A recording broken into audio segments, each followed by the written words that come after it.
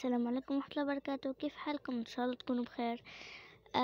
طبعا هو مفيش طبعا، بس متعودة نقولها. المهم فيديو اليوم عبارة عن يعني متاعبي في معرفة الانيميشن، واليوم حنقول لكم كيف كانت متاعبي. طبعا خلينا نرجعوا للأوراق. اوكي.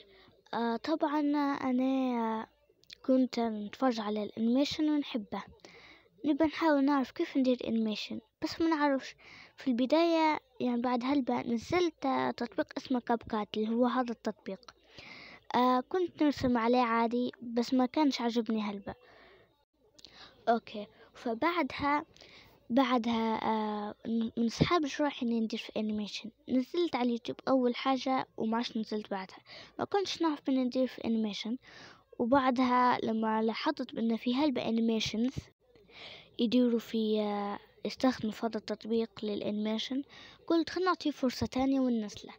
نزلته وفعلا طلع تطبيق حلو، في هلبا خفايا ما كنتش نعرفها في البداية، ويعني استغرقت هلبا في معرفة الانيميشن. والحمد لله الآن ندير لكم في الانيميشن بقلب نقي وصافي. ومع السلامة.